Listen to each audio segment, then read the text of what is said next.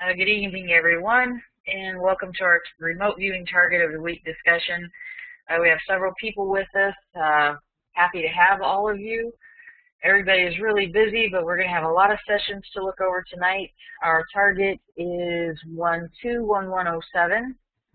I'm going to go ahead and get switched over to my desktop because I've collected them into a file, and it will be easier to find them, hopefully.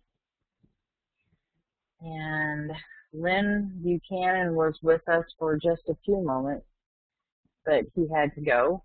He had company.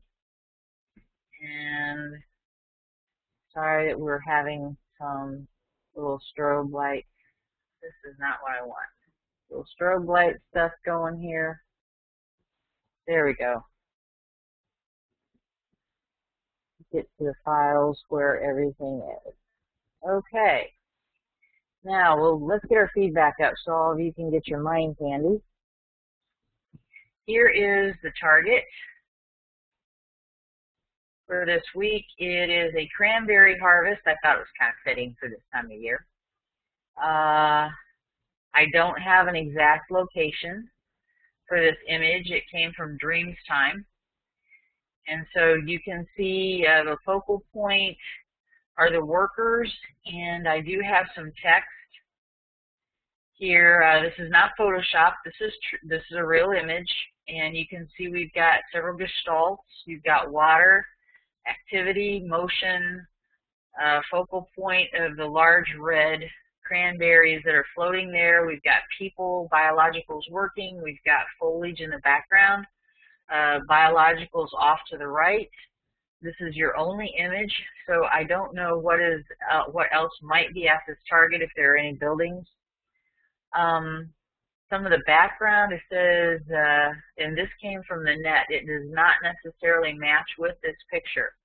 But with the harvesting of the cranberries in the bog method, they're a major commercial crop in the United States and primarily in Massachusetts, New Jersey, Oregon, Washington, and Wisconsin, as well as Canadian provinces of British Columbia, New Brunswick, Ontario, Nova Scotia, Prince Edward Island, Newfoundland, and Quebec. Wisconsin's leading producer. And the only reason I'm going through this is if you're getting AOLs and what have you, as far as some of this stuff, it might not necessarily be something you could feed back with a positive yes on your session, but it could be a maybe. And what you're doing is learning to obtain site contact. So this stuff is really very important. There's a little bit in the Netherlands and Argentina and Chile, if I said that correctly, Eastern Europe. And then so that you get a feel for how these are harvested, some of you do focus on activity because motion is a lot of times the first thing that will get your attention when you're remote viewing. So historically, cranberry beds were constructed in wetlands, and today cranberry beds are constructed in upland areas with a shallow water table. The topsoil is scraped off to form dikes around the bed perimeter. Clean sand is hauled into a depth of 4 to 8 inches. Surface is laser leveled flat to provide even drainage. Beds are frequently drained with stocked tile in addition to a perimeter ditch, and in addition to making it hold water, the dikes allow equipment to service the beds without driving on the vine. Irrigation equipment is installed in the bed to provide irrigation for vine growth and for spring and autumn frost protection. A common misconception about cranberry production is that the beds remain flooded throughout the year. During the growing season, cranberry beds are not flooded, but are irrigated regularly to maintain soil moisture. Beds are flooded in the autumn to facilitate harvest, and again during the winter to protect against low temperatures. And in the colder climates, the winter flood typically freezes into ice. In the warmer climates, the water remains liquid. And when the ice forms on the beds, the trucks can be driven onto it to spread a thin layer of sand that helps to control pests and rejuvenate the vines. So sanding is done every 3 to 5 years. We've been trying to, for those of you who are regulars, you know, we've been trying to get you to not only just remote view and have fun and learn what attracts you and what your strengths and weaknesses are so you can do that, We've been working on move commands and moving in time. So if you've been doing any of those activities and practicing the tools from your tool belt, remember to set aside your previous session so you don't have bleed through. And remember to, if you're moving around and being curious and keeping your nose in the target, to tell yourself to return to the assigned target. Lynn said, a few weeks ago to do that every page. If you're out, if you've moved 500 feet to the north, if you've moved 500 feet above, then you're not on target anymore. You need to do your exploring. That's great. That's the only way you're going to practice your tools. But when you're finished with that particular part of the target, tell yourself to move back to the assigned target and describe. That would be written just as any move command, and Lynn said at the top of each new page, but whenever you're done, if you're finished moving 500 feet above and you're ready to go back and it's the middle of the page, then that's where you write it. Then there are two types of harvesting of cranberries. Cranberries are harvested in the fall when it takes on its distinctive deep red color. Excuse me, I have to itch my nose. This is usually in September through the first part of November. To harvest cranberries, the beds are flooded with 6 to 8 inches of water above the vines. A harvester is driven through the beds to remove the fruit from the vines, and for the past 50 years, water reel type harvesters have been used, R-E-E-L. Harvested cranberries float in the water and can be corralled into a corner of the bed and conveyed or pumped from the bed. From the farm, cranberries are taken to receiving stations where they are cleaned, sorted, and stored prior to packaging or processing. Although most cranberries are wet picked as described above, 5 to 10% of the U.S. crop is still dry picked. This entails higher labor costs and lower yield, but dry-picked cranberries are less bruised and can be sold as fresh fruit instead of having to be immediately frozen or processed. Originally performed with two-hand cone scoops, dry picking is today accomplished by motorized walk-behind harvesters, which must be small enough to traverse beds without damaging the vines. They're talking about making cranberry juice, and sometimes they're white. Cranberries for fresh market are stored in shallow bins or boxes with perforated or slatted bottoms, which alter decay. And harvest is in late autumn, so the fresh market are frequently stored in thick-walled barns without mechanical refrigeration. Temperatures are regulated by opening and closing vents in the barn as needed, and the ones destined for processing are usually frozen in bulk containers shortly after arriving at their receiving station. And then the reason I went through all of that is because, again, I don't have any feedback for you other than this photo. Some of that processing equipment or a barn or whatever could be off to the right. It's hard to say. So let's start looking at some sessions and see what we've got.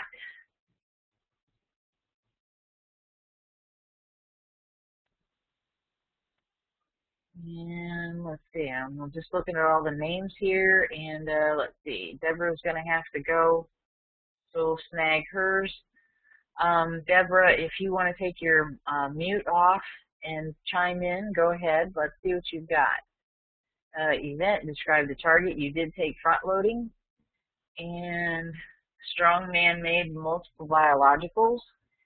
And it seems as if there's a large man-made that contains people. It's vast, dynamic, buoyant, whitish. It has higher and lower elements, circular, stacked. Might need a ladder to get up to the top.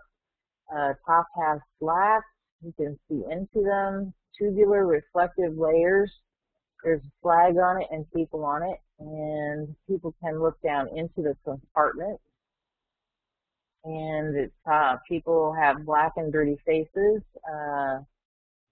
Then we've got partied, nicely dressed people, some working people with ropes. And the compartment is rising at the top of something. And men are working together to make something happen.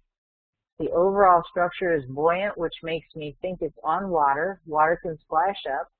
The entire structure can rotate around and lose control. Looks to me like it could. Haven't done it, but someone is disqualified. Well, that's funny. Somebody, I don't know if they're disqualified or if they're, you'd have to tell us what that means to you. Disqualified as in they threw them out, or maybe they're not a pro at what they're doing. Cold or shivery element here, and nearby maybe better dressed people. Could be from a different area. And better dressed, Deborah, this is your session, so you would be the person to address that. But better dressed people might mean anything from fancy dress clothing to better equipped for the elements kind of dress. So anything you would like to chime in with, ma'am? Yeah. I actually left out a few things here too. Like I did get a reddish color, and I had some sketches that look pretty similar to this. But the cool thing about this target is it reminds me that we're going to have targets that we in a never million years would ever know what they were, because most of us have never seen the cranberry making process. And right. So it just is a reminder just to keep describing and stop. Like, you know, we have to just keep telling ourselves that we don't care what it is, but just to describe it, it's so hard to do that. I don't think anyone would ever come up with this, you know. But I'm pretty happy with what I got, given I had a very short time to do it in. I did have a sense that there were people off to the side when I said they were nicely dressed. They seemed to be more like in formal clothes or party clothes, and they were dancing or having a good time. Maybe the dancing was more of the motion. I think sometimes I just think any kind of motion that people are doing with their bodies that I can't describe, maybe to me it just looks like dancing, so I might need to explore that a little bit more. That's a good thought. That's a really good thought. Yeah, because I've been mistaken about people dancing before where it wasn't that, it was just something I wasn't familiar with. Mm-hmm.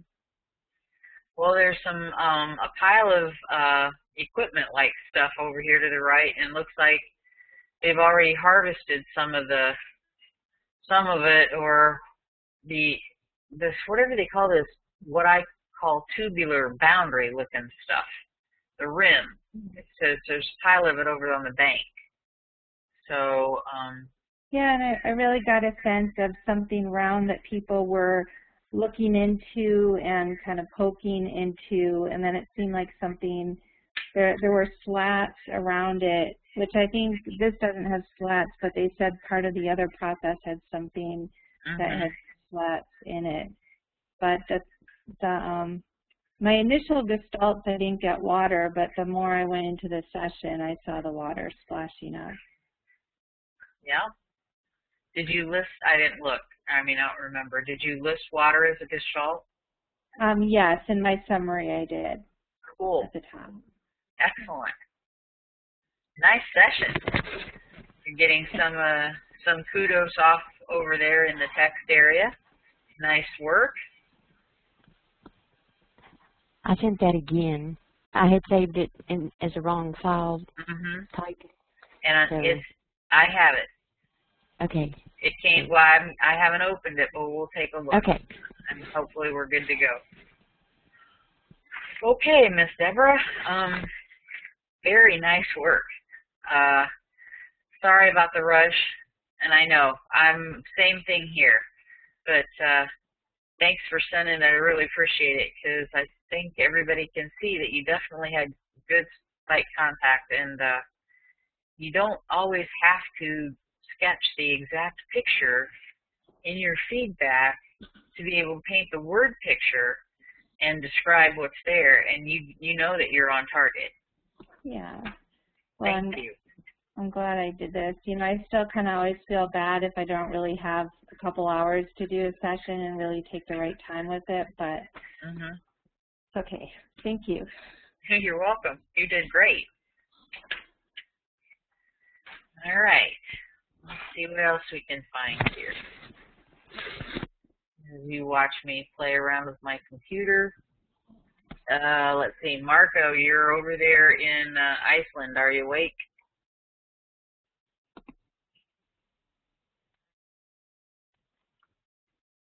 let's see if we can,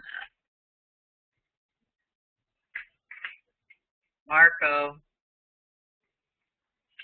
good morning in Iceland.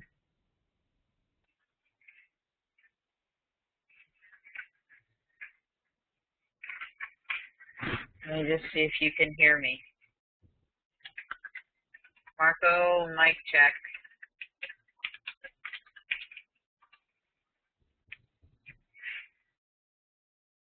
Oh, somebody muted him, so he must be here. Okay.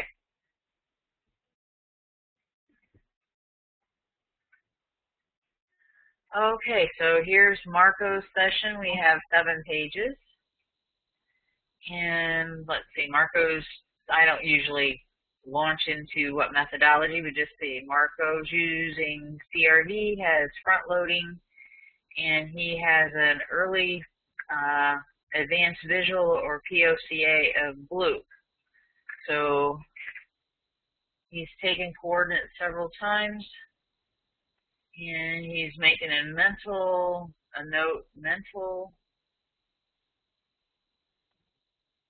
something about music and the radio.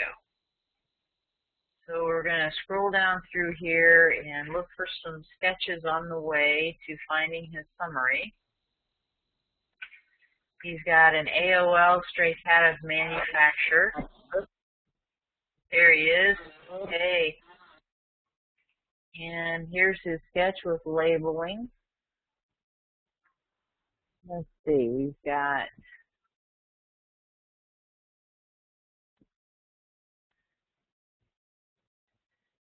I'm just looking over what you've got in different areas of your session. If you want to jump in here and start talking, feel free. We've got man-made, strong iron concrete. It's black. Motion.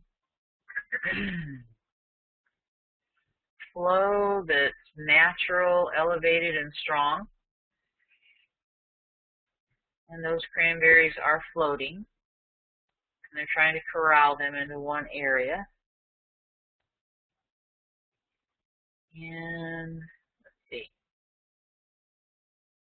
All right, summary. Target has elements of man-made, motion, land, natural, and space. And the man-made is structure. Can't give the next word. Important, gray, black. Angular, strong. Important again. And it's precise, angular, invisible, manipulated. Trajectory. What does trajectory mean to you, Marco? That would be something that I would, as an analyst, ask you, if you want to jump in there. Technological, semi-soft, sandy green, more green, flat with some hills, and we're talking about the land, and merged. Then the natural, I think it looks like beautifully, bountifully. And by the way, you guys, never worry when your penmanship goes downhill, because that's just the way it is with remote viewing.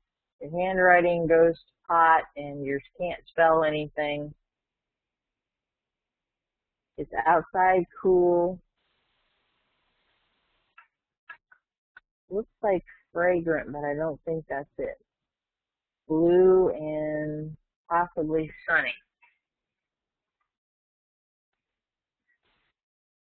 All right, and at the end of the session, you've picked up your set aside. Go ahead, sir. I know you've taken your mute off. Oh, there you go. How can I unmute myself? You have. I can hear you.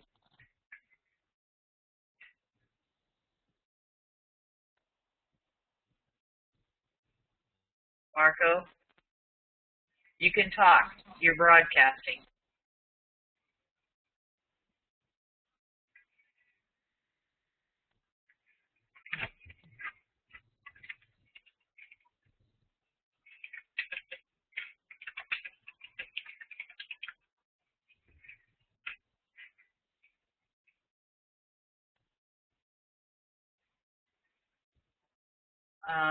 Marco, there's a little thing that indicates sound and broadcasting, and I can see it next to your name. So you should be able to talk.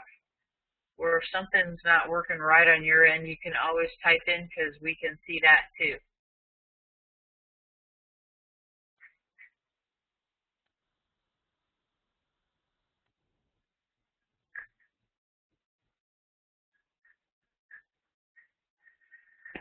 Well, I am, you don't hear me? No, I can't hear you. I don't know why.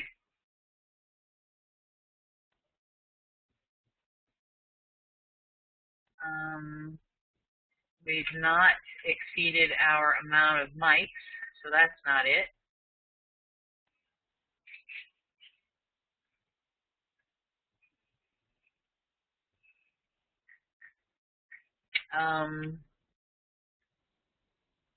You have a lot of perceptions. If you look at the, oh, can you talk now? I'm hearing me.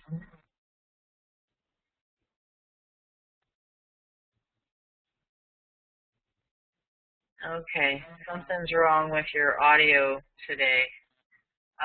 Something structural is the target. Yes, the process of harvesting the cranberries themselves using that rimmed stuff, whatever it is that corrals them, that's structured. It's a structured activity because they're harvesting them.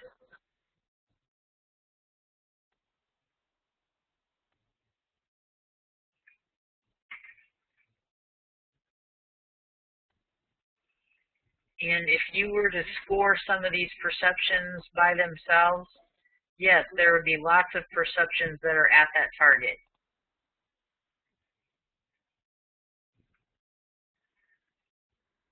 I am looking, though.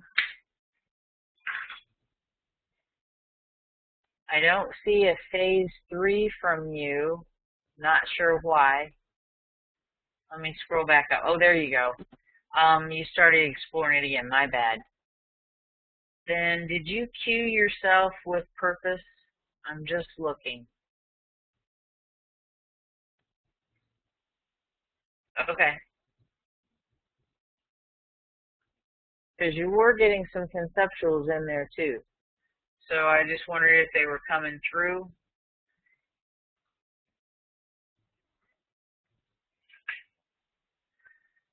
Yes, you did get the main ambiance right. And you also got some of the conceptuals as to the activity right. And Marco and I keep hoping that he can get to an intermediate class soon because I think his subconscious is ready.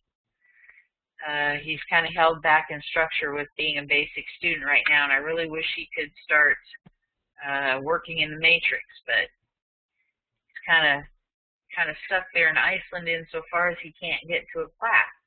So I know you're stuck with texting. Is there anything you wanted to type in other than what you said already?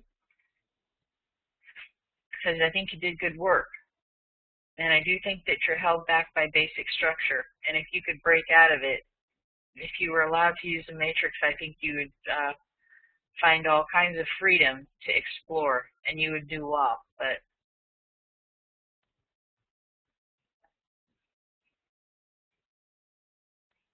the matrix has me.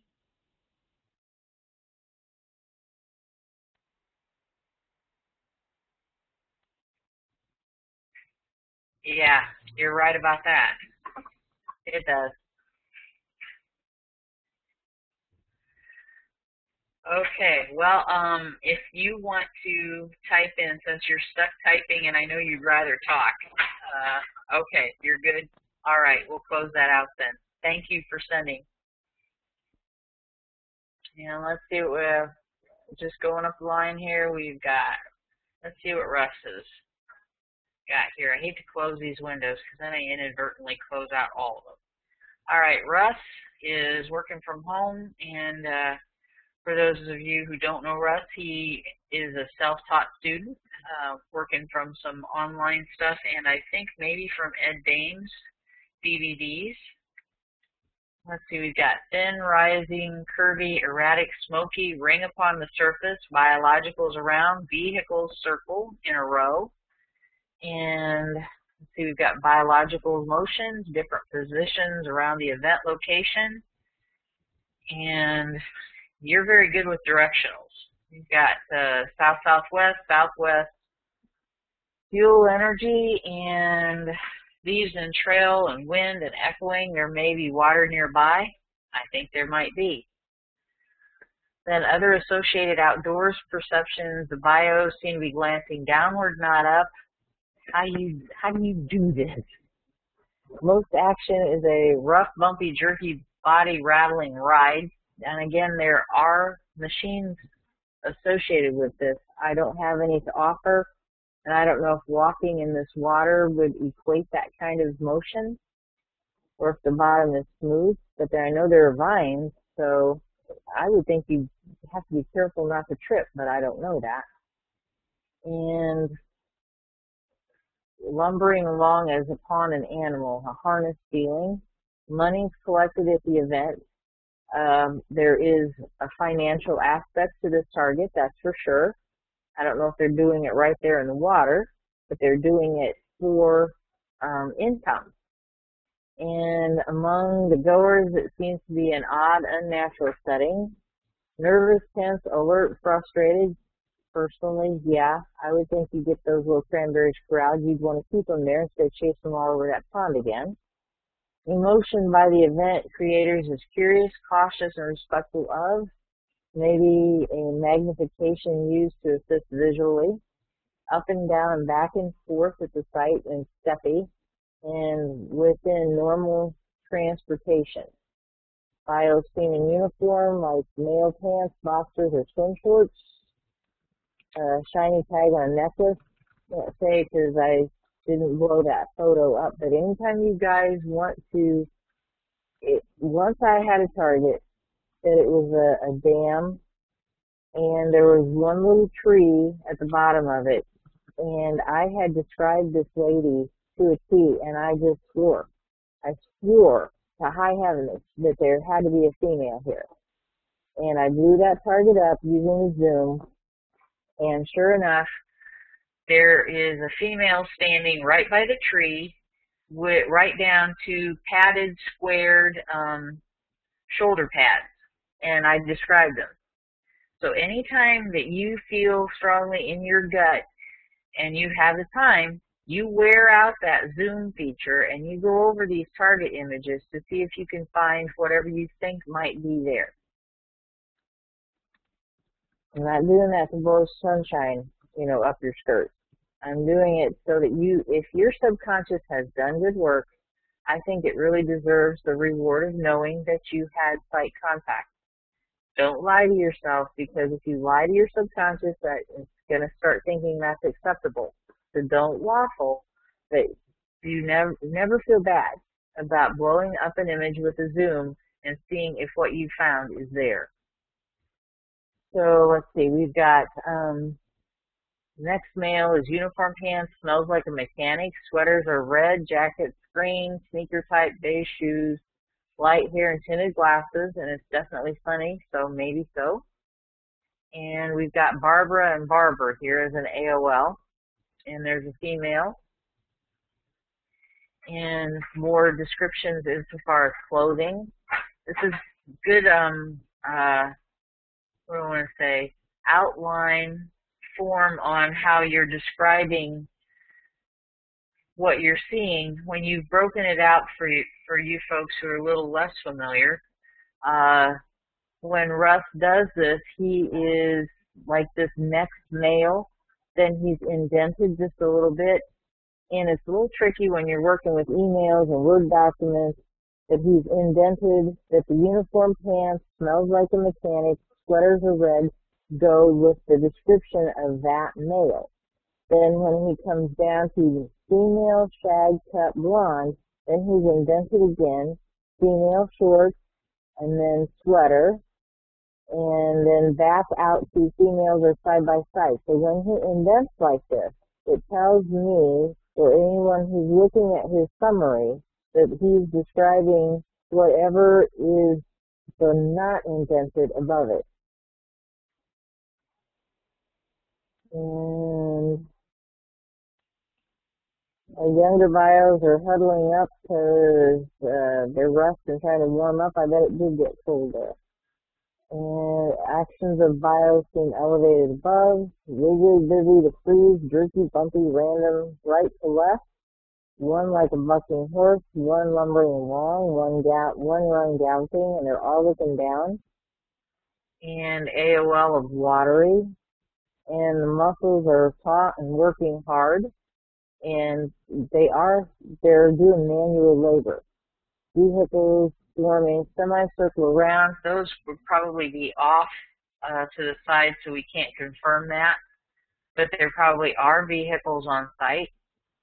And we've got also the harvesting equipment. So he's got some smells that are pungent, oily, hot, ratcheting, and the engine is off. And somebody's got some coffee. And AOL of shish kebab. Salt, pepper, cooking.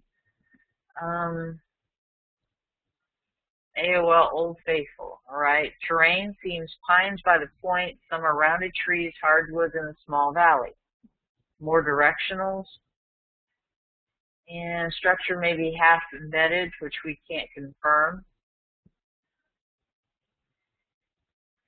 Bios seem in a small dish depressed area right of this. And then we've got more descriptions. Vegetation, oil, metallic, oily, and fuel. Smells perfumey, fruity, and some gas and fuel and burning. And even taste. We've got bitter, beer, salty, metallic, soda, and vegetable. And you have to think about the fact that these guys are out here working. I mean, they even probably packed lunch. So you can't confirm that kind of stuff, but it makes sense.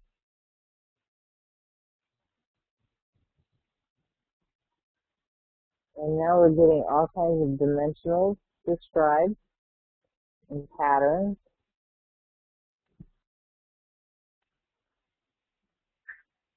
And Russ did not include with this document his sketches. I can't remember if he sent those or not.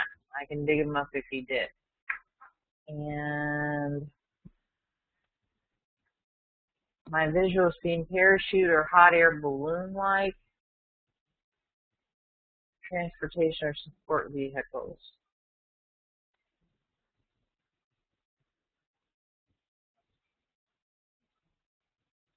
And I'm just scanning this stuff.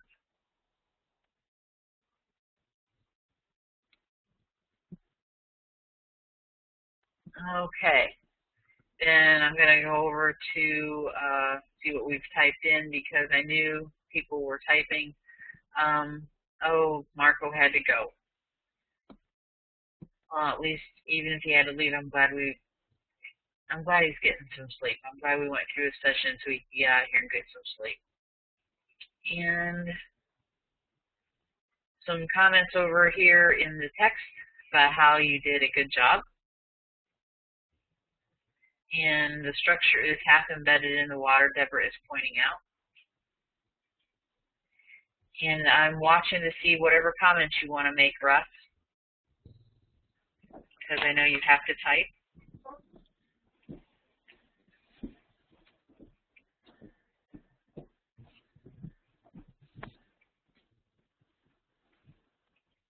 Micro, okay.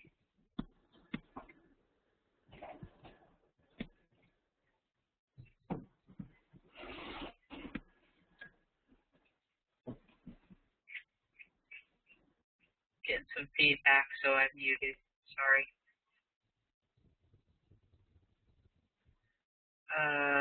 Micro and phone.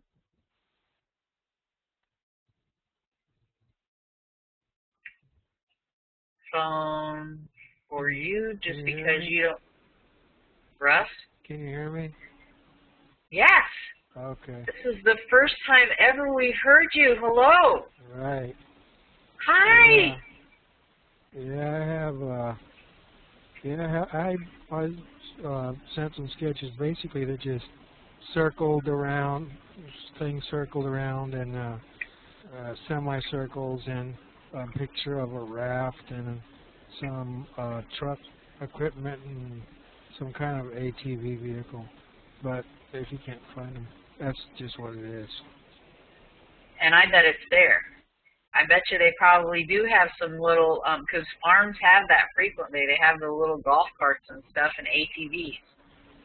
Yeah, I'm thinking since they're collecting like that, they probably got some beer there they're drinking too to cool themselves off. You know, I thought they were in swim trunks and they about froze to death, and it was a warmer day, and they had a fire or something off to the side also that maybe we can't see. I thought maybe they might have them underneath those rubber waders.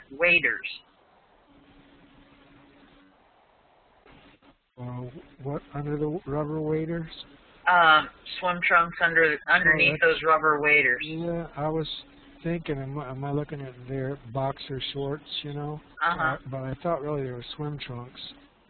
It was just an odd setting. I couldn't really, I described it, but I couldn't figure it out totally. Gotcha. Well, you're not supposed to be figuring it out. You're supposed to describe it. You did great. Yeah, I'm glad I did great. Just so I know, are you using a phone to get here, or? No, I spent $15 and got a microphone. Gee, I'm a cheapskate. Well, I'm glad you did. Yeah. Sorry you spent money on us, but I'm glad you did. I'll be selfish. I admit it. No, that's fine. I'd been talking over at ARV. So I figured out I'd talk over here when I got the opportunity. Well, I'm certainly glad you did.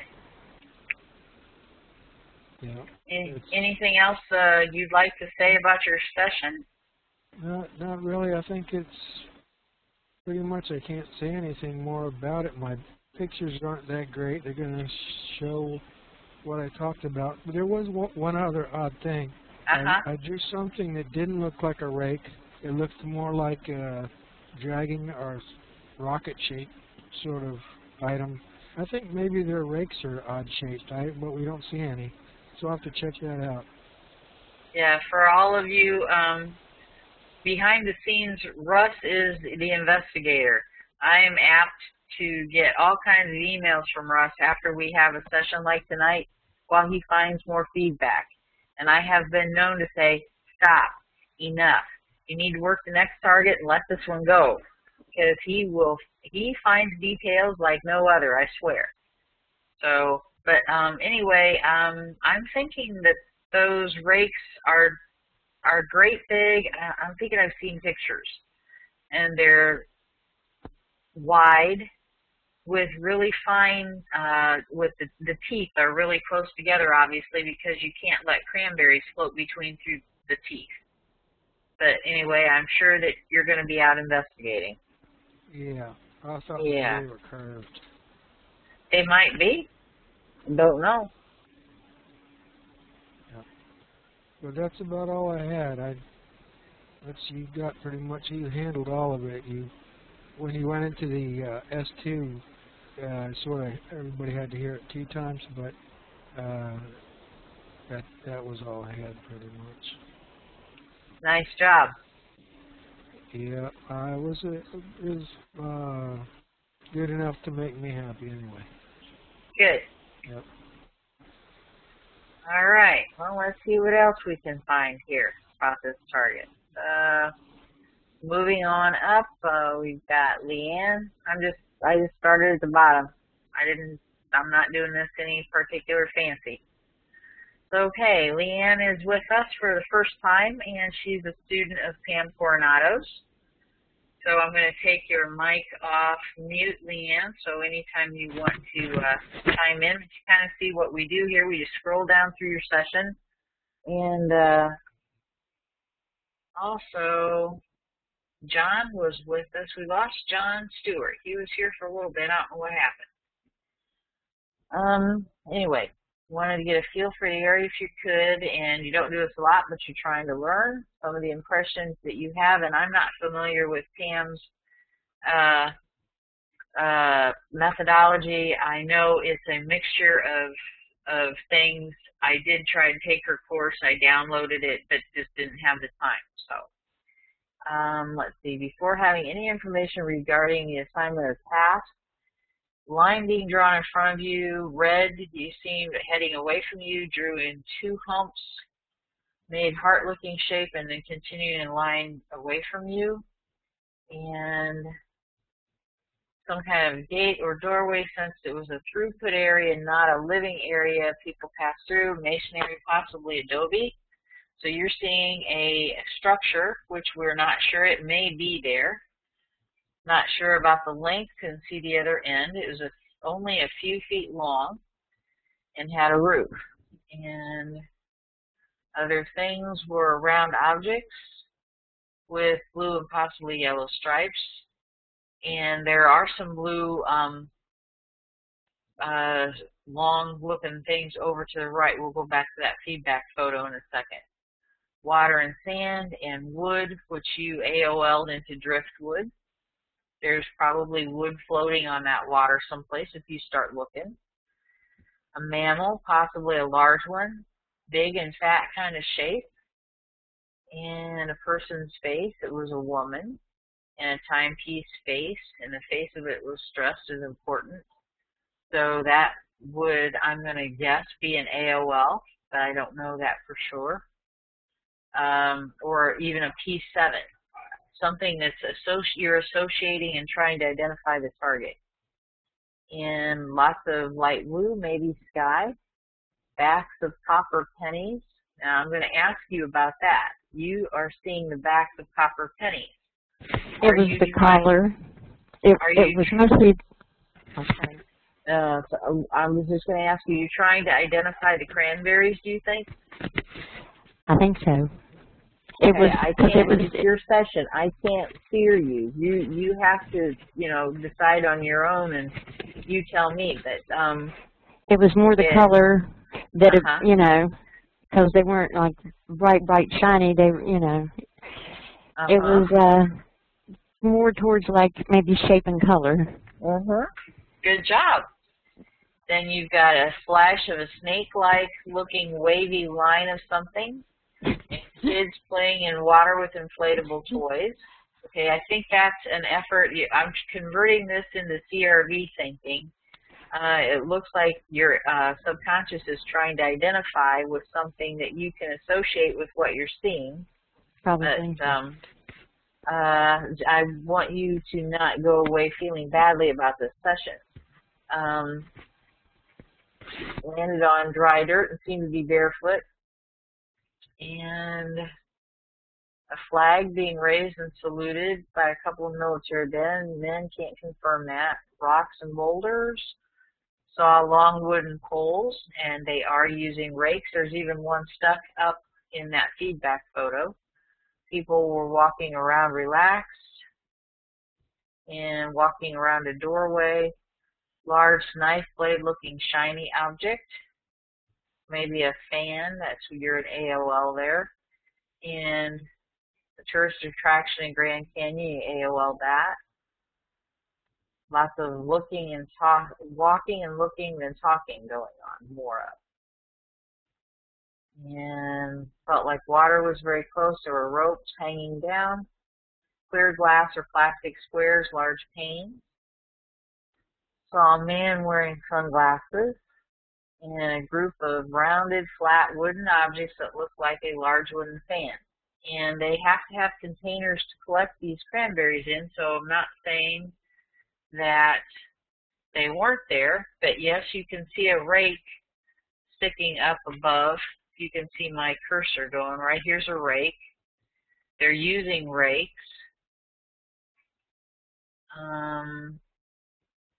Or something.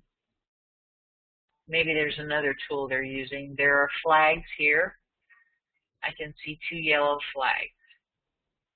And if you wanted to use the zoom feature on this image, there are objects over here on the bank on the right. One's blue and long, and it almost looks like a rubber raft over there too. But like I said, if you blew this image up and zoomed in on it, there could be. Are there some kids there too? These all look to be people the same size to me. I'm sure. And yeah, they could be teenagers. I can't tell, but they look to be the same height. One looks to be, I would guess the one on the furthest left might be, you know, I probably can blow this thing up myself.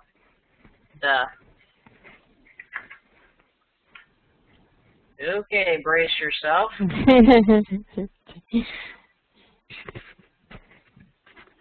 see what we can get here.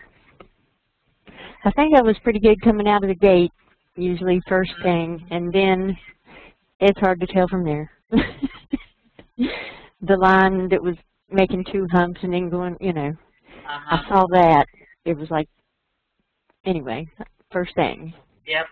So you can see there's a rake sticking up there, and yeah, there's a guy using a rake, and there's a rake floating on the water over by the bank. There's a wooden object, a man-made, floating right over here on the right. And we did say that the bottoms are slatted in the feedback text. So there is a box there or something that's wooden and it's floating. There's also something blue, and I don't know that it's a boat, but it's right there, and I don't know what it is, but there's something that's blue that's pointed right above there on the bank as well. And the cranberries that are floating on the edge of this, it looks like it's probably stitching, but it could be cranberries floating at the water line that would look like a stripe on this rim thing that's corralling them.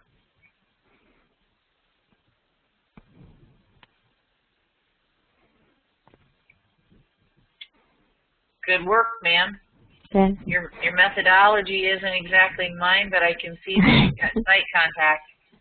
As long as I was there, there's hope. And I'm not trying to make you into a convert, but just what one of our mantras for CRV study is describe, don't identify. So okay. Yes. Instead of like what I'm calling AOLs that you're possibly trying to identify as kids swimming or whatever, try and describe those. If you saw kids playing in the water with inflatable toys, try to describe what it is that you're seeing. Saw the backs of copper pennies. So if you're getting visuals of that, what do copper pennies look like? They're round, they're the same size, there's lots of them, they're uniform, they're rusty colored or they're orangey colored or whatever. These were like all the same color. Yeah, they were all the same color. But the face on that was not important. It just, the roundness, I only saw the backs. So what you did was put a noun on them and try to identify them. So instead of doing that, describe them. What color are they? What size are they? Are there more than one? So any words that go like that instead of nouns. Okay. Nice work. Well, we'll try. Thank you. You're welcome. All right, moving right along. Not too bad. It's 9:01 because we had a bunch of sessions tonight. This is fun. And I'm just trying to look for them. Did I close the window, which would be about my speed? All right. And I'm not putting you off until the end, Janine. It's just we have lots of separate images for you, so I'm going to go to Jed because it's all in one, and I can scroll. So let's see. Jed's advanced CRV students. And we have 29 pages here. He did not take any front loading. did not have any advanced visuals. Russ, it's nice, or not Russ, I'm sorry, Jed. Jed, my bad. I'm glad you're here. I know you've had some stuff going on at home, and we all get to know each other. We're all family here. So Russ takes care of his mom, and he's been really busy with hours changing at work, and I'm just grateful that he's still able to come. And I think I was skimming your session yesterday. Whenever you sent it, I opened it really fast and looked at it. And again, we don't know the structure, what might be there. I know you've AOL'd Haunted House, and this is a fall scene. But that was a nice sketch, by the way. Just so you guys know, Jed's sketches a year ago, I would like to I'll try and describe them. If you would imagine an L, a line vertical and a line horizontal, and not hooked together, that was Jed's sketch. Now look at this sketch. I scroll back up, hopefully you can see what I can see. Oh my goodness, I'm holding my mom's hand at her bedside while you're here with us. God love both of you. Okay, purpose of the target, Jed's got, he asked himself, entertainment, joy, happiness. Looks like Quiggly, Squiggly? Quippy? I don't know, I'm guessing. Mm-hmm. I don't know. Normally Jed's able to talk, but maybe with his mom has Alzheimer's and she fell and broke her hip, so maybe he's going to be quiet. But he's obviously listening. So I'm just scrolling down through this, and Jed's been practicing P6 tools. If you guys can see this. He is going for dimensionals and measurements, trying to get a feel for the size of what's going on at this target. And more AOLs that he set off to the side and kept on going. And his session for sure, I'm still scrolling. I was wondering if maybe he was associating, cranberries do have a heavy association with Thanksgiving. And so he's got here another sketch in the SI column. So that in the matrix is what other people are feeling at the site. And you get to work in the matrix when you're at intermediate level. And let's see, friendly, feel, hard, happy, running. So we have other than emotions here. We do have some P2s and some activity.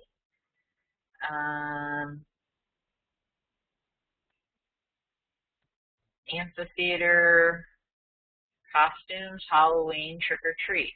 Okay, we got some fall stuff. Now he took a break and he's back. And this time he had an advanced visual of thunder and lightning. So he's getting something related to outdoors and storm. Let's see, I'm still scrolling. Now we've got some people. And Jed's been practicing move commands too. So he's all about move to this part of the target and describe what you see, move to this part of the target, taste. And here he's been out roaming around, so he's moved back to the assigned target. What do you hear? And looks like, that almost looks like confusion, but that's not quite right. And riotous. Pandemonium. Okay, he wants to explore pandemonium. Let's see what that is. Helter skelter, wishy-washy, moving about, move inside, the assigned target. What do you see? Looks like soft, coughing, jealousy, okay.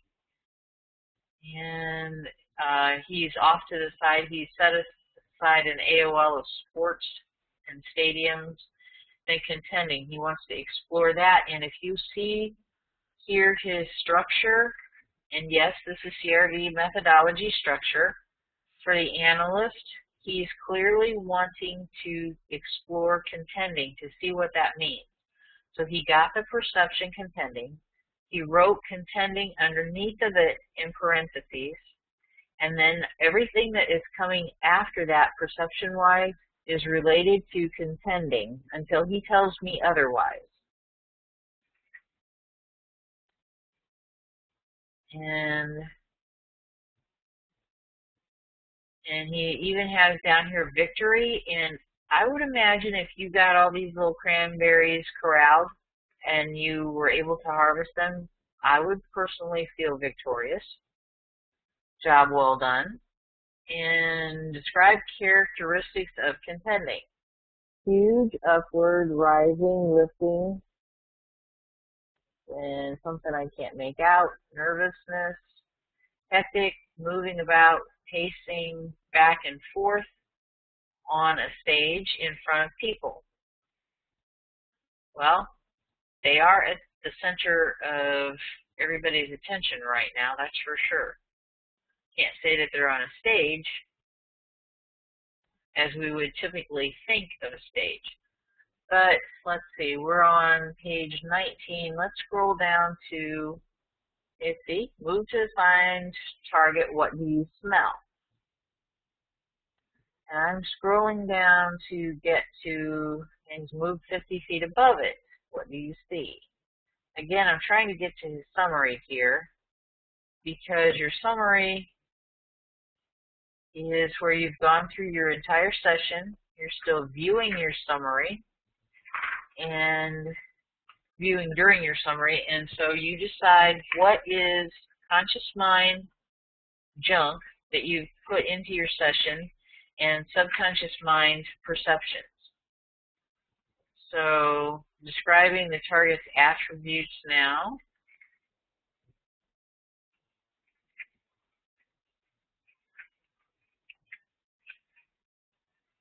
Female. As I said, that looks like femur. Do you have an AOL of your mom's femur?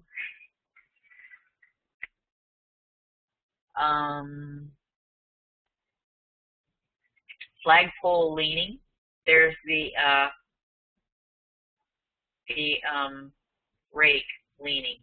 Not a flagpole, but there is a rake leaning. And he AOL'd the flagpole leaning and drew this sketch. Depending on where he was standing at, looking at the rake. If you were standing at the side looking at it, it would look more like this sketch right here than if you were facing the rake. If you're facing it, it's going to look the way it looks in that feedback photo.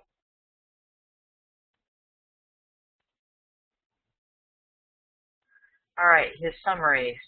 Target has aspects of man-made, ambiance, and motion. And I'm afraid in all those pages, I don't remember if you got anything that's water or liquid or structure. Well, you've got man-made. Brick, huge in width. You've tried to get some dimensionals here, which I can't confirm. 225 feet approximate, which is tall. Vertical, narrow. And shiny, all-encompassing. You've got patriotic and gold. Patriotic might be a jump in relationship to Thanksgiving, or, I don't know, who knows, somebody there could have a flag on their shirt. I can't confirm that. And then you've got 525 feet approximately. Something that's square and noisy. Congested, which is like a party. Short, squat, tall, breathtaking. Tight, congested.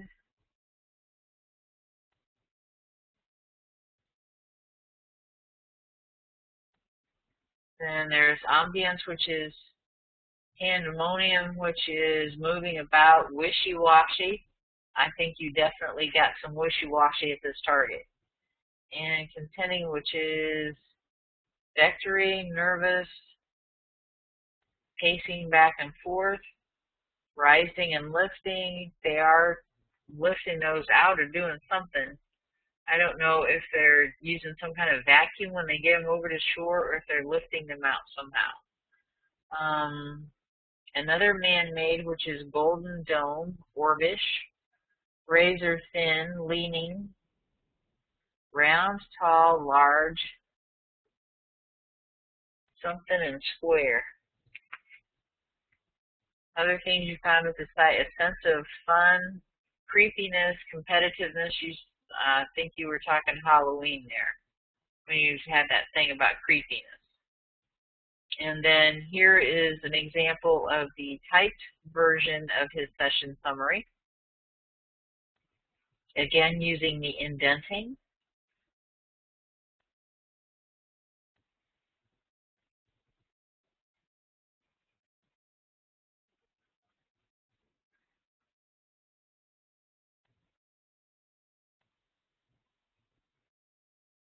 I'd like to know what the man-made is. It's golden dome and orbish. Because that rake doesn't look curved. But I want to find it. Because hat, Jed's got hat. Aha. Gotcha. Well, the guy that's facing us has an orangey colored hat on. And there's a beige colored hat directly in front of us on the right.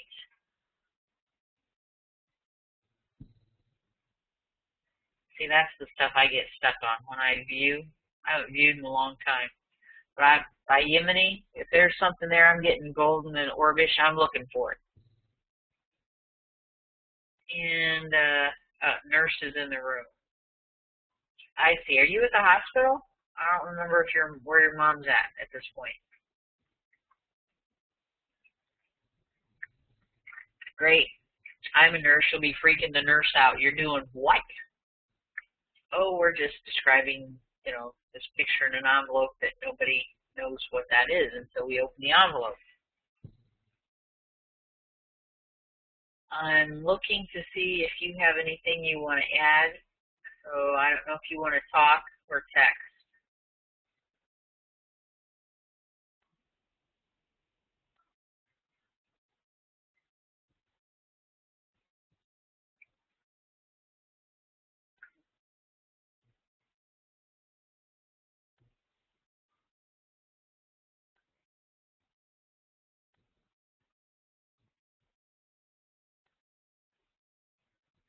They put on your mom's ICD and she's complaining. Oh, sorry.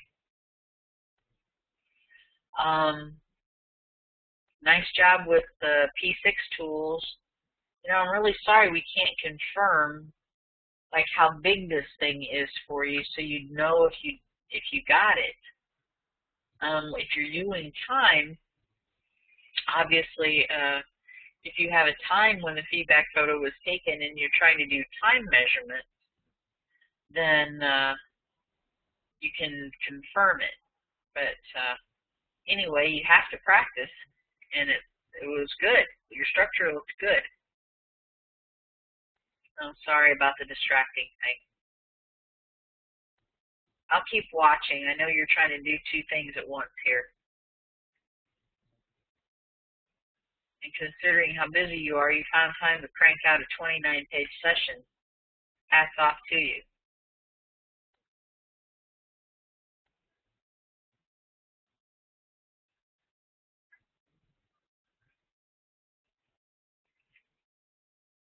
Oh, not much sleep again? Yeah. Sorry. I'll keep watching to see if you have stuff that you want to stick into the conversation here. I'm going to pull up Janine. And let's see. I'm just going to, these are labeled, your scans are labeled 1, 2, 3, 4. So those are the order that I'm going to pull them up, Janine, okay?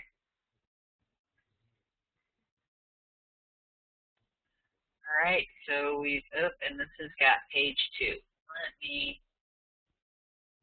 okay. I don't get a 1 with the actual 1. So now I see how it works. Let me just try something here. Okay, let's see if this is going to work.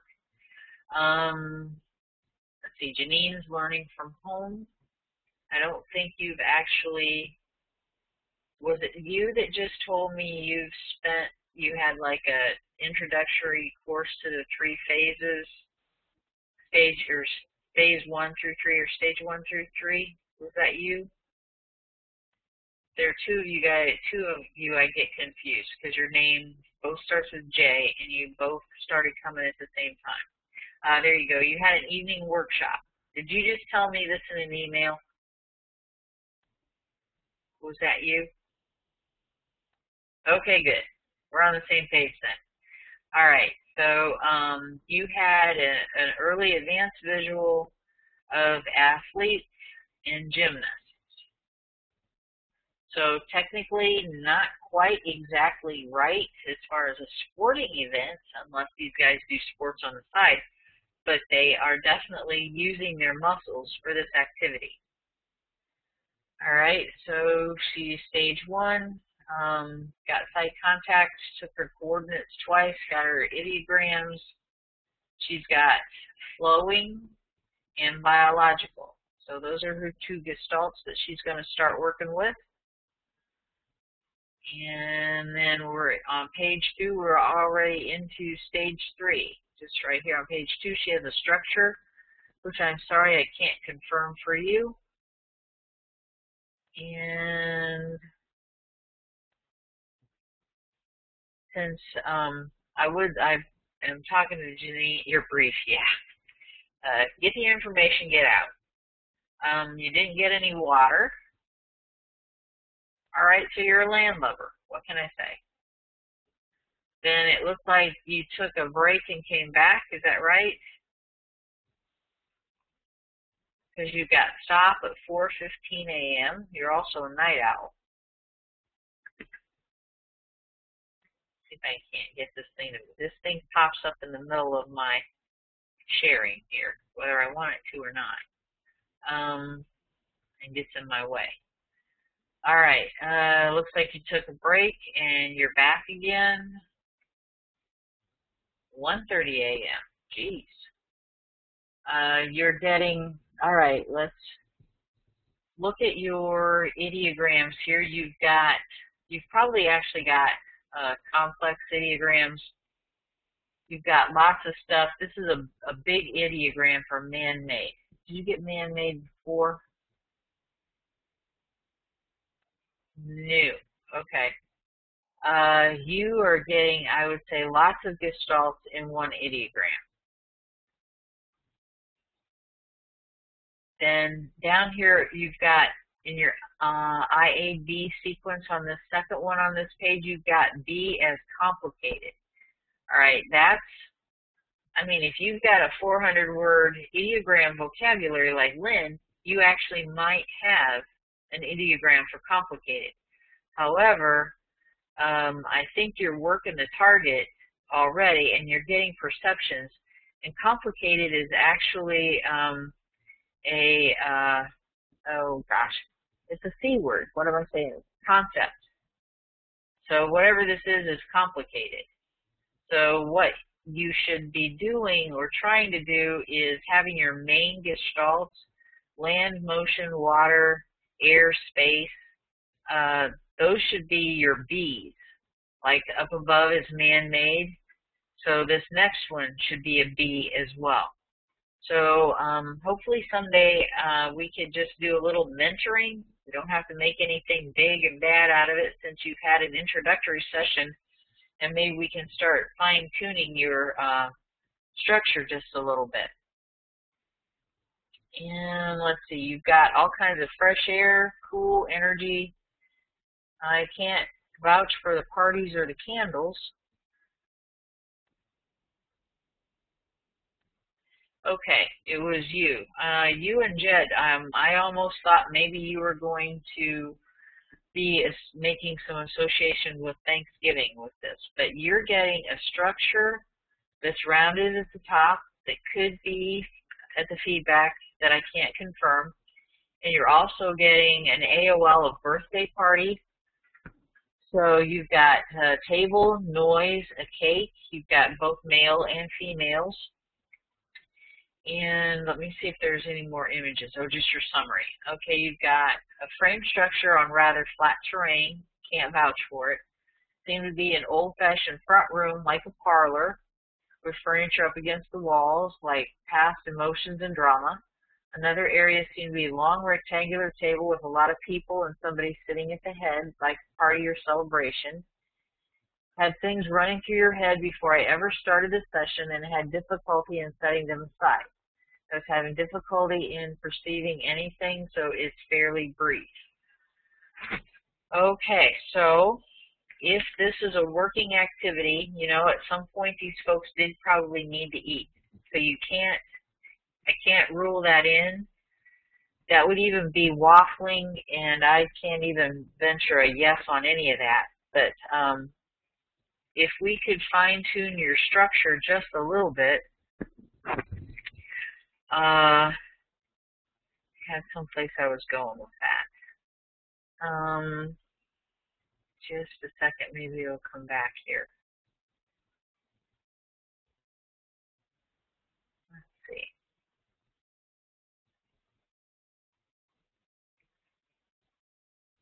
I know.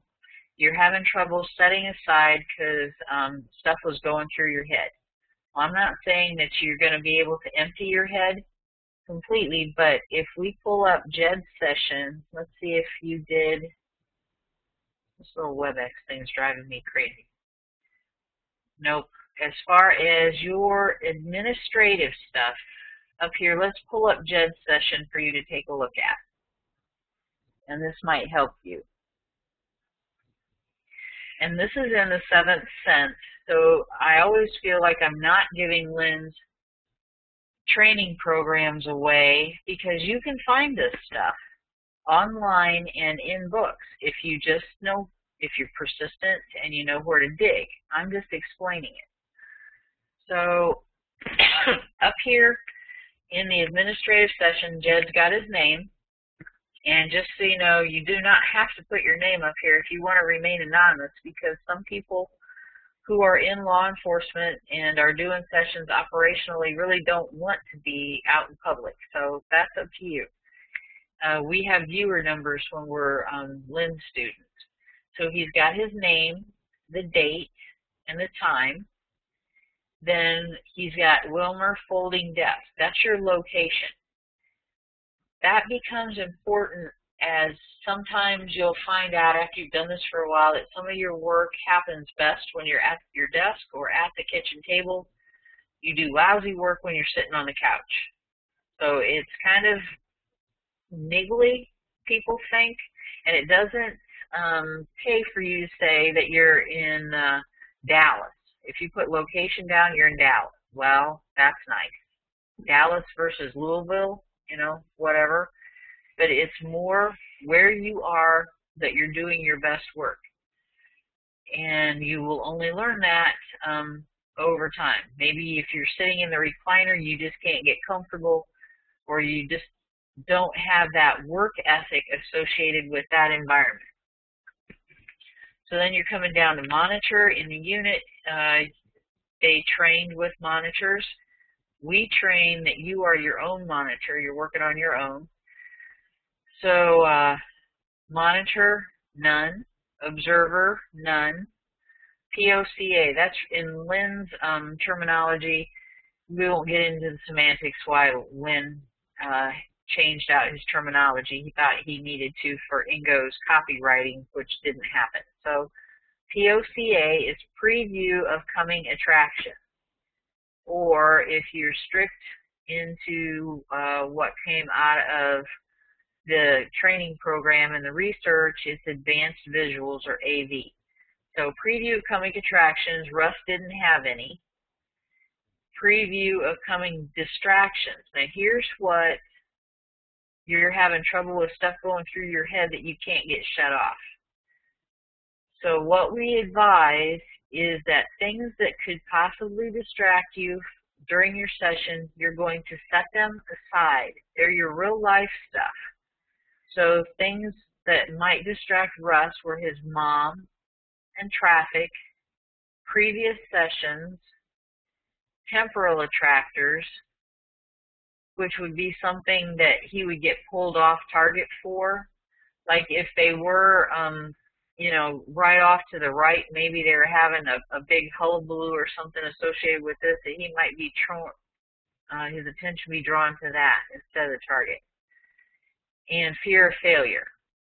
However, he has said he's lucky to get this session done.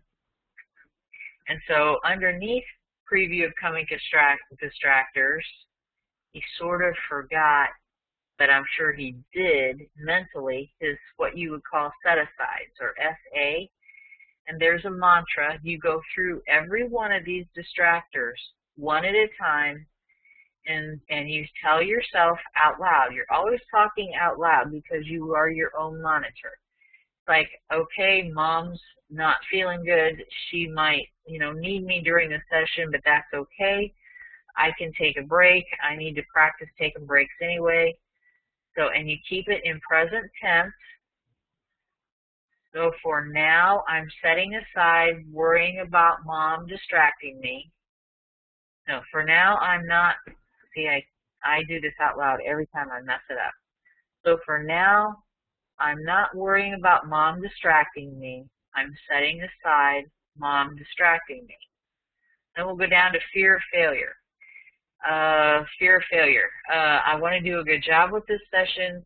I've done good sessions in the past, and I know I can. I know I can get sight contact, and so that's okay. For now, I'm not worrying about fear of failure. I'm setting aside fear of failure. And you don't say, I'm going to set aside fear of failure, because that doesn't mean, that means you're just not going to set it aside now. You're going to set it aside at some point. So you want to set it aside now. So you tell yourself with each of these things, and then you write here SA, and each of these things underneath it, before you ever take your coordinates for the first time. Then hopefully you won't be distracted by these things, but they are your real life. And you've made a bargain or pact with your subconscious. So you want to pick those back up after your session is over. Because you don't want to ignore your mom. You don't want to ignore the traffic. And previous sessions, by the way, this is an important one, so that you aren't jumping targets back and forth. So you set aside your previous sessions. You don't say your old sessions, because that means you know you're going to hang on to your new ones. You have to be careful with your wording, because believe it or not, it gets kind of specific. So at the end of your session, when you say end session after your summary, and you mean end session, you go back and you pick this stuff up. And that way your real life, you know, you're back to watching the traffic, you haven't set it aside, and, you know, the semi's coming at you, you'll pay attention. You know what I'm saying? A little drastic, but you get my point. So maybe that will help you be able to focus a little better if you knew that little bit of structure right there. So, end of 5-minute infomercial on administrative section. Hopefully it helped. And I'll get a drink of water.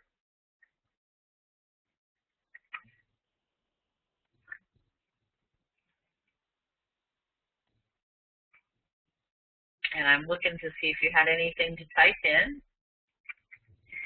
And everybody's gone, but I have a student here with me. Mickey's here again. And the three of us that are left in the room. 3 of you guys.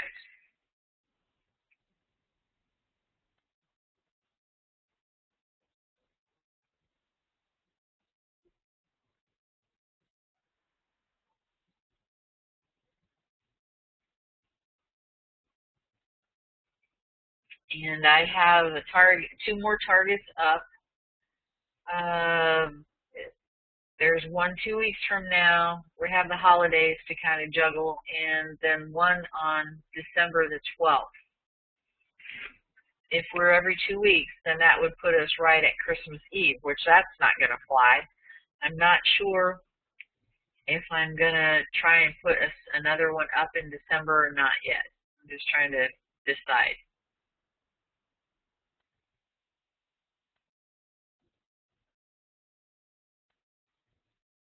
So,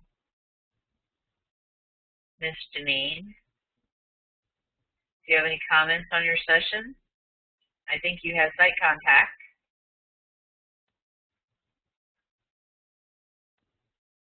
I think you're packing a lot of information in these ideograms that you're not aware of, but we can work on that. It was not very good. I knew I'd pry it out of you.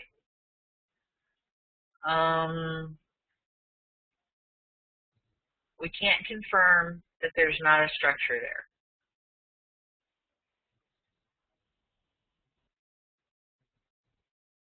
And as I recall, didn't you just nail that bike path flat 2 weeks ago?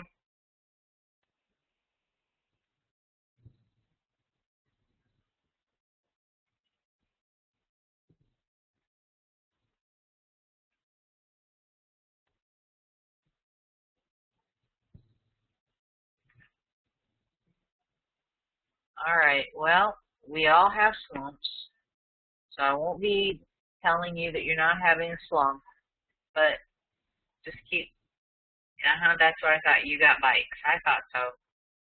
So you know you can do a good job.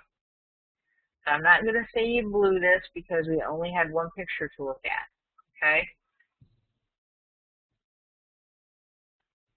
Nice sketch, by the way. I just wish we could confirm for you that it's there.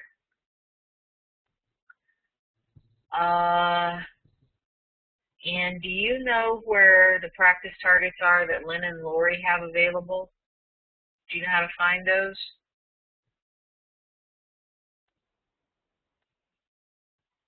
Leanne, do you know about Lynn Buchanan and Lori's websites with practice targets? Yes, I know there's several websites, but he has his own, and let's see. Okay, hang on. Janine doesn't know about it, so let me just pull it up. Hang on. And I think we're pretty much done with this, but I should leave it up for when we close out, and do the recording over thing. Let me make it a little smaller. There it is. Lynn Buchanan's controlled remote CR viewer.com. Yeah, hang on. Let me just pull it up for Janine. Okay, Janine, here's Lynn's website. It's called crviewer.com. Thank you, Russ. I picked a good target. I'm glad you liked it. Then on Lynn's website, you have all kinds of good resource information. You've got the analogies that help explain some of the concepts behind controlled remote viewing. You've got all the terminology. Sometimes his website's down because they're always maintaining it or switching servers or something. But then here you've got, go ahead. I was just going to say I ordered the DVDs, his 2 DVDs, Lynn's. Right. I think they're kind of old. He doesn't normally teach from DVDs, but I think he does have a couple out there. Yeah. Then I'm just going to show you this first target, Janine, just to get you used to it. So we'll blow this one for you. But your coordinates, they're always by year, month, and day. So when you try and find a target on here, here this very first one, he's got them up 06, 07, 08, 09, 2010, and 2011. And he puts lots of hours into these. But we're going to go ahead and spoil this first one for you. But here's January 1st, or January 2nd, I'm so sorry, of 2006. So you click on it. You don't have, there's nothing that's going to mess it up for you. And here's the format for your coordinates. Year is 06, 01, 02. So that converts into January 2nd, 2006. Are you with me there so you can figure that out?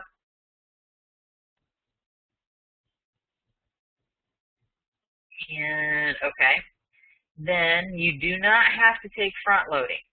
But at some point, if you ever want to, he's got here for basic students, describe the tasking is the target is an activity at a location.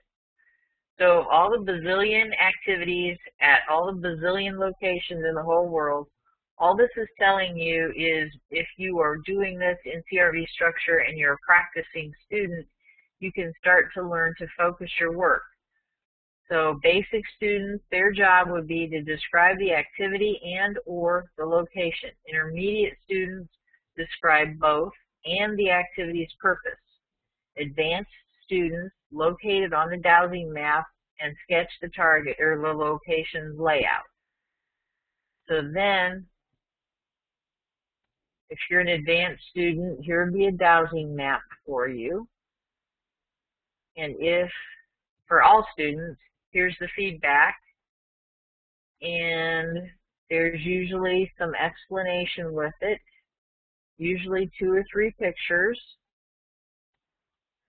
And we encourage you to learn more about it if you want to, if you've got perceptions that you want to see if you might have actually verified and been at the target site.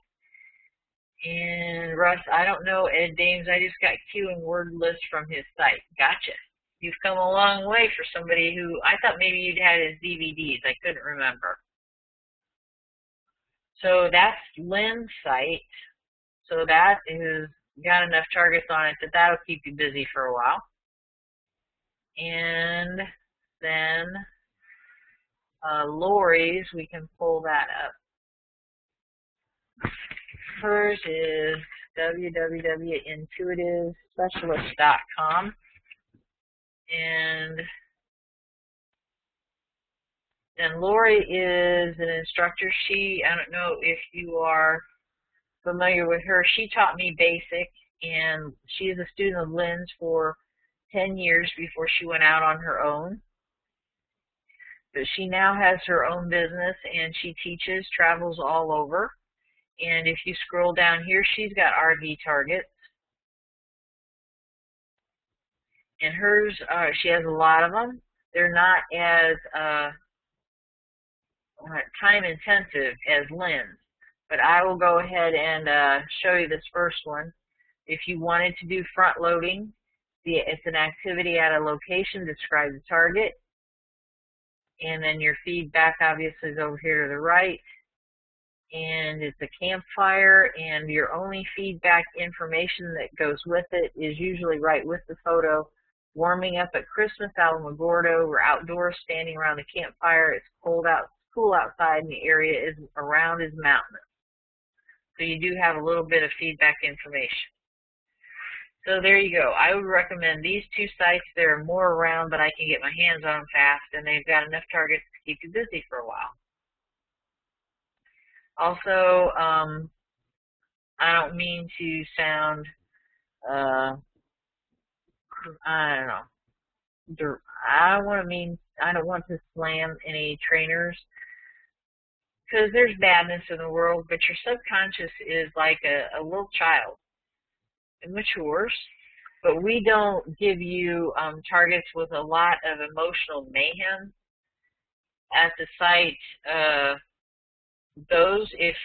Let's face it, if you're going to work with missing kids someday, you have to toughen up. Not to say that you're immune, because that stuff always leaves an impression. If you see it in real life, it would leave an impression. So if you do this, it's going to leave an impression.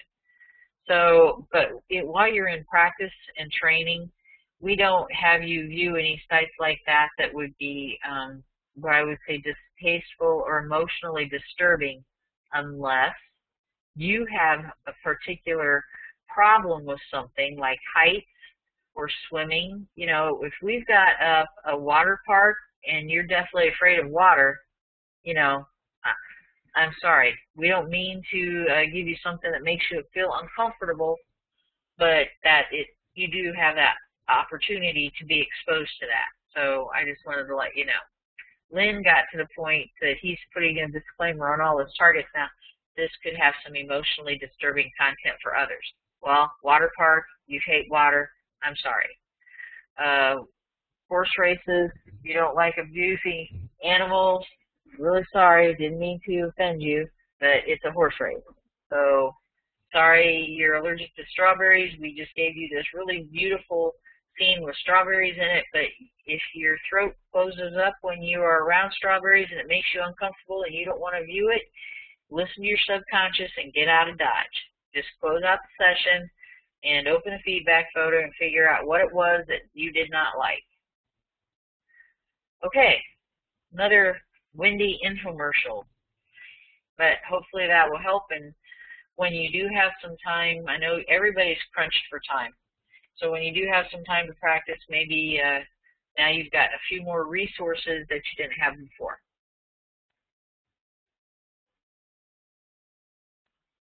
You're welcome.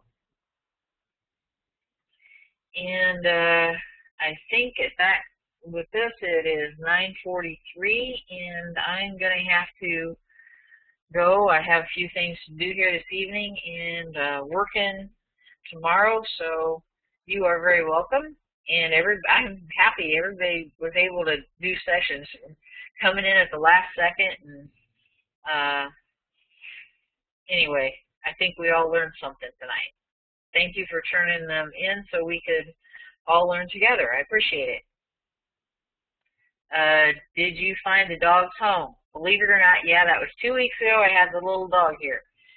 The neighbor next door, when I went to work the next day, he took her and somehow was walking around the neighborhood and bumped into somebody who said, I know where that dog belongs. So he handed it off to her, and by noon, she was back home. And believe it or not, she lives directly across the street, and they've only lived there for maybe 4 or 6 weeks, and nobody has a clue how she got outside. She's 15 years old and supposedly almost blind. Granted, when she was here in the kitchen, she would come within a couple feet of me and just stare. I thought she could see me, but maybe not. Maybe she couldn't really see me. But anyway, we got along fine. But my dog's a corgi, and it probably was not in her best interest to stay here just because my dog is younger and wanted to play. And, you know, she's too little. It scared her. So anyway, yep, found home. We're very happy. It was a good thing. So with that, yes, that is a good ending. So good night, everybody. Good night, John Boy. Good night, Gracie. And we will see all of you in a couple of weeks. Hope you can make it. And I'm going to start closing things out here.